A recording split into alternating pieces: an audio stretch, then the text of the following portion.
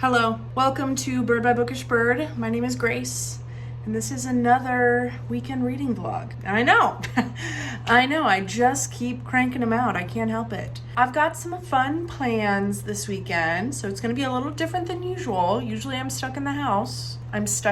Usually I stay in and do nothing and try and find some semi-compelling vlog footage out of me reading in my chair. That's my chair. But we've got a date night tonight. I'm going to get my nose pierced tomorrow. You know, we've got maybe a bookstore opening to go to. So it's going to be fun. It's going to be a great time. Let me tell you about the books that I'm reading right now. I am reading The Love Songs of W.E.B. Du Bois. And it's really good. I can actually talk about this now because the HarperCollins strike is over, so that's exciting. I'm only like 100 pages in.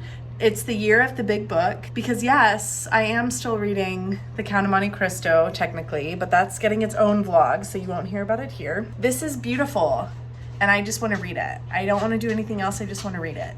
But I can't. I'm also reading Reclaiming Body Trust, A Path to Healing and Liberation by Hilary Canavy and Dana Sturdivant. It's kicking my ass hard. It's very good. So that's it. I still have like a little bit of work to do before the weekend starts, and then we're gonna have a good old time. I'm excited. And I don't know what I'm doing for my date night tonight. I don't know what Trey has planned, so I'm a little nervous because something's unknown and I don't know and I don't have full control. That's okay. That's okay. So yeah, that's the scoop on me right now. So I'll check in with you in a little bit. Trey won't tell me where we're going to dinner and I'm annoyed.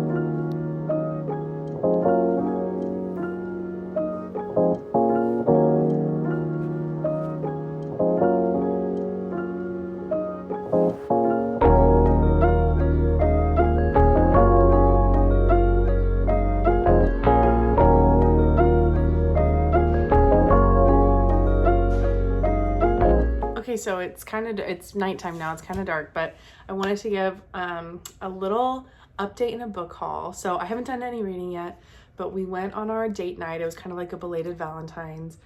We went and got some sushi. Then we swung by my favorite coffee shop in Kansas City called Cafe Cafe.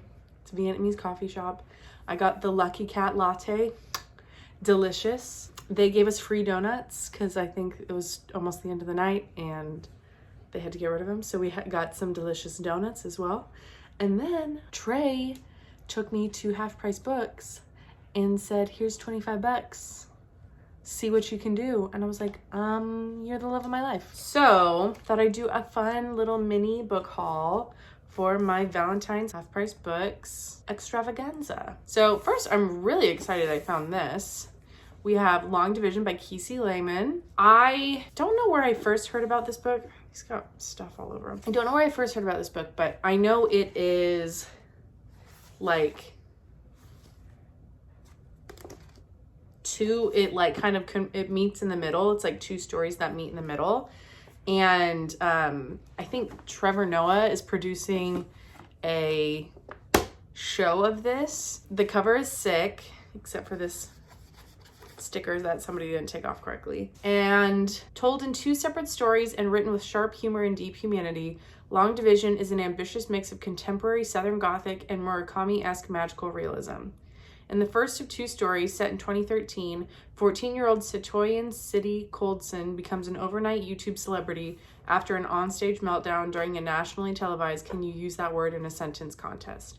The next day, he's sent to stay with his grandmother in a small Mississippi community where a young girl named Basie Shepherd has recently disappeared. Before leaving, City is given a strange book called Long Division without an author. He learns that one of the book's main characters is also named City Coldson, but Long Division is set in 1985. So I love a book within a book. I love kind of playing with form. So I'm very excited about this one. Next, I got The Mountains Sing by Nguyen Phan Quay Mai. This is one of my 5-star predictions for the year. So very excited that I found this. I think I discovered this one from my 5-star audit because I believe the author is a poet. She's the author of 8 books of poetry, fiction, and nonfiction in Vietnamese. The Mountain Sing is the first novel she's written in English. Cool. So anyway, oh my God, listen to this. With the epic sweep of Min Jin Lee's Pachinko or Yak Yassi's Homecoming, The Mountain Sing tells an enveloping multi-generational tale of the Tran family set against the backdrop of the Vietnam War. Tran Du Lan, who was born in 1920, was forced to flee her family farm with her 6 children during the land reform as the communist government rose in the north. Years later in Hanoi, her young granddaughter, Huang, comes of age as her parents and uncles head off down the Ho Chi Minh Trail to fight in a conflict that tears apart not just her beloved country, but also her family. Vivid, gripping, and steeped in the language and traditions of Vietnam, The Mountain Sing brings to life human costs of this war from the point of view of the Vietnamese people themselves, while showing us the true power of kindness and hope. So I think it's going to be really beautiful. The cover's like much shinier and prettier than I thought. I think it's going to be really beautiful. I think it's going to be devastating.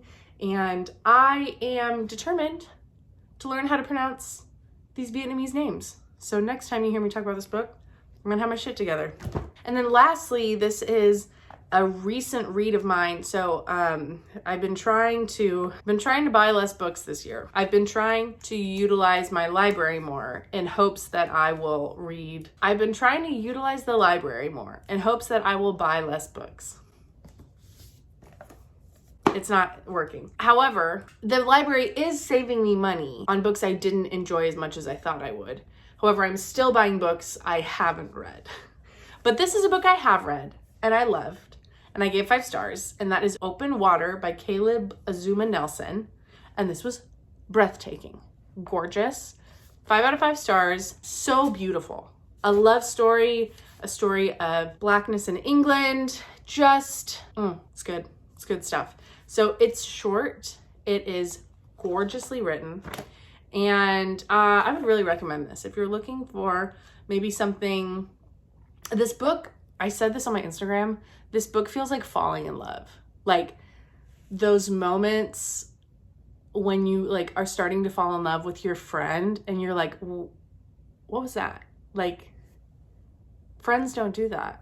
Or like, there's this part in the book where they're sitting together on the couch and she like adjusts to like cross her legs, but kind of like misjudges how much space she had. And so her leg is like on top of his leg and like neither of them move. And so they're just like touching each other and you're like, oh my God, like that's what it feels like that. This book is what that feels like. So I'm excited that I own it. It's going to go on my favorite shelf. And yeah, so I'm going to do a little reading, try and get some good rest for my piercing appointment tomorrow, and I'll take you along. Okay, hi, good morning. First of all, we are decorated for Valentine's still. We had a baby shower for one of our best friends, and it was Valentine's themed. I realized I never told you what my books are about that I'm reading. I don't expect that I'll finish either of them this weekend, but I can at least take you along for the ride a little bit. First book I'm reading, Reclaiming Body Trust, was actually a recommendation from my therapist. It is basically, I mean, it's like a self-help book. I don't really know how you get around describing it that way. Its aim is to undo the like deep, horrific damage done to primarily women and femme people.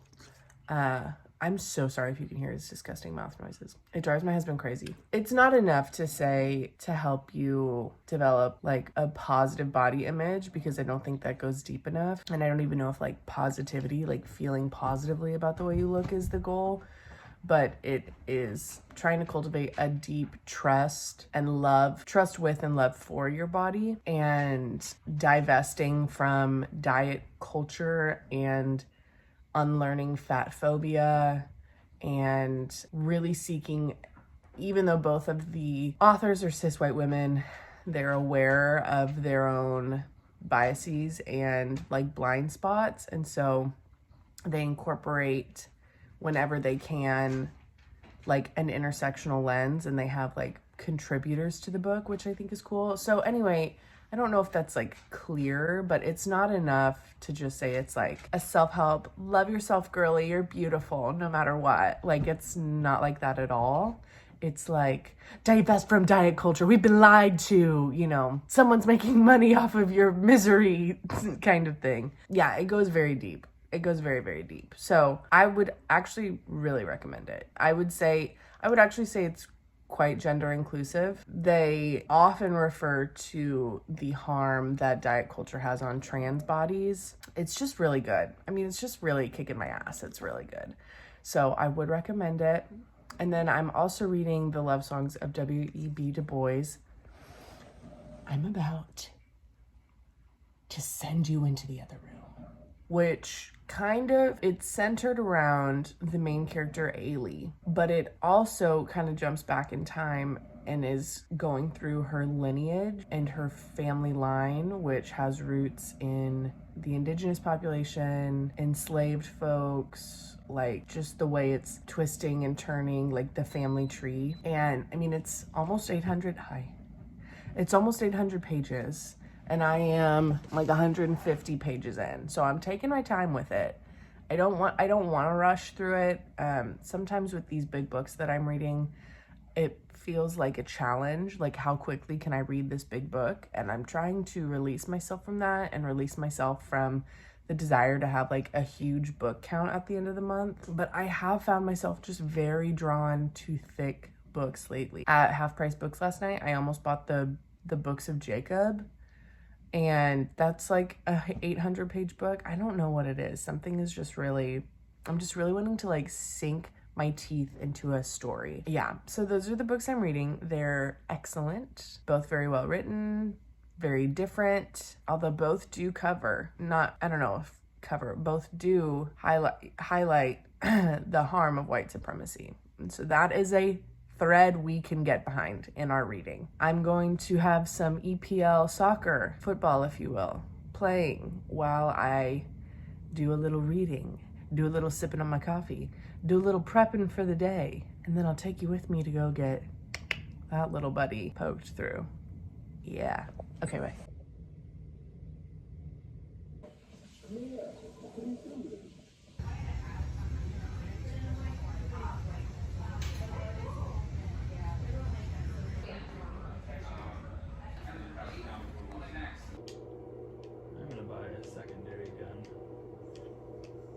Hello. It's a couple days later because I haven't been keeping up with my vlog. I got my nose pierced, as you can see, and I'm quite happy with the results. I feel quite badass. I feel like I'm really honoring 12-year-old Grace, you know? I'm really honoring like inner child. I'm sore. It's a little sore. And yes, to answer your question, it did hurt, of course. But not for a long time, so that's kind of what counts.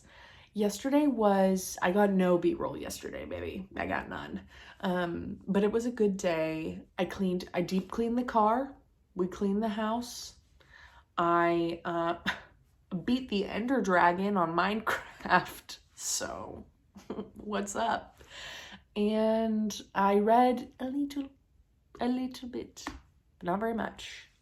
But more than nothing, but not very much. So I don't know why I call these weekend reading vlogs when I never conclude them on the weekend. So we'll just see how long this one goes. I'm really not going to be able to finish a book. So, you know what I'm saying? Should I just wrap it up here now? Yeah, I'm going to do that. Okay, so thank you so much. Thank you so much for watching. This was fun. It was fun. This was a little more eventful than last time. The love songs of W.E.B. Du Bois is gorge.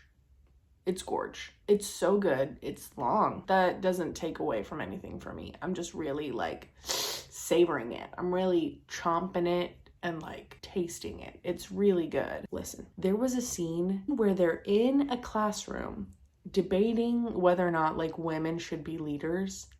And there's this really loud guy that's like, women are for support. Women are like, belong in the background, like men should be leaders, and Ailey is like fighting with him. And like the way that this scene was written, I was like there, dude. I was like there in the classroom and was like, I could like feel my heart rate like I was like, this is so upsetting that this guy thinks all this shitty stuff about women, but it was just really, really well written. And I was like, and that is the thing, is even when I only read like 10, 15, 20 pages at a time, this book, I'm like in the world, right? I'm like in it.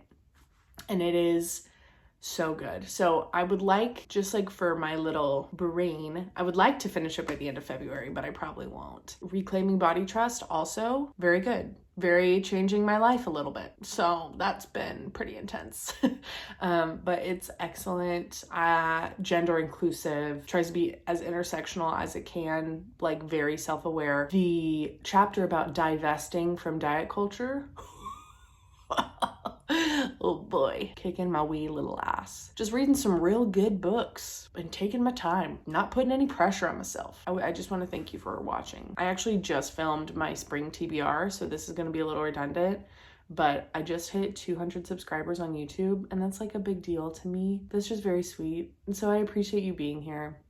And if you're a subscriber, I appreciate you so much, because it's just a fun little hobby, but it feels good to grow. So yeah, that's just sweet. And shout out to Modern Ajima, who has been my cheerleader recently and has been watching all my videos and commenting. That makes me feel so good. Like, no lie, it just makes me feel really great. So yeah, so I'll see you guys in the next one. We'll see what we have cooked up on Ye Old Bird by Bookish Bird. And I just hope you have a really good day. I hope it's like spectacular. And I'll see you in the next one. Okay? Okay. Bye.